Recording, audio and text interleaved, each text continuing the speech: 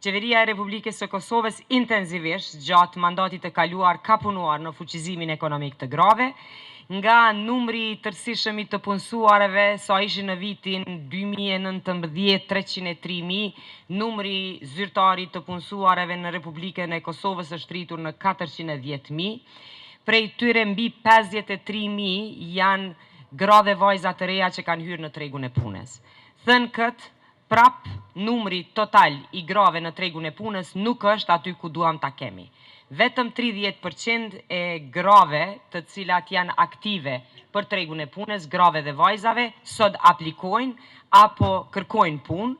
dhe synimi ynë është që ky numër të rritet deri sa të arrijë barazinë e plotë të djemve dhe burrave në tregun e punës. Me nisma, sikur kjo për panairin e grave ndërmarrëse, me mbështetje të drejtë për drejtë që Ministria e bën për bizneset e grave, me promovimin dhe ngritjen e vetdijes të gjithë qytetarët për rëndësinë e blerjes së produkteve vendore, synojmë që të fuqizojmë ekonominë e vendit, të rrisim prodhimin vendor e gjithashtu edhe të fuqizojmë gratë dhe vajzat në tregun e punës. Nuk do të ndalemi, e dim se ka shumë punë për të bërë e gjithashtu edhe shumë rëndësi të krijojmë platforma në të cilat gratë dhe vajzat plasojnë produktet e tyre, prandaj prej platformave online e deri tek vendet e përcaktuara për shitjen e produkteve në tërë territorin e Republikës së Kosovës, do të vazhdojmë të krijojmë këto mundësi si dhe promovimin e këtyre produkteve jashtë vendit përmes mbështetjes së panaireve të cilin Ministria që drejtoj e bën në vazhdimsi.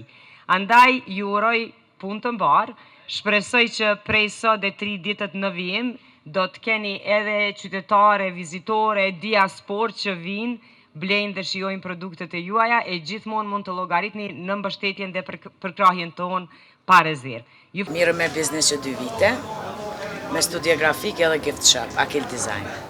Nuk na ka përkrah shteti as pak, vetëm me mundësi tona. Po, kemi pas punë, kemi se mirë me dizajn, reklama, kemi pas punë, tash sezona, edhe patëm që me marrë pjesë edhe panajer. Nga 2010 e kemi fillu biznesin në lule, kryesisht me bimje kuse dhe aromatike, pastaj 2012 e kemi regjistru, 2013 e kena marrë licencen dhe nga viti 2017 e kena produktet e certifikume organike.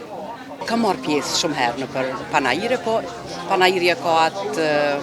vlerën e vetë, shkaku që na vazhdimisht krijojmë produkte të reja, kena dëshirë me i prezentu produktet e reja,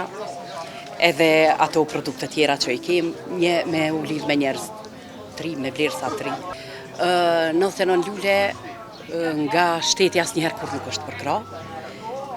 vetëm prej organizatave ndërkombëtare, po mos të ishin ato, nashta edhe nuk kish mund me ekzistu në lule, sepse është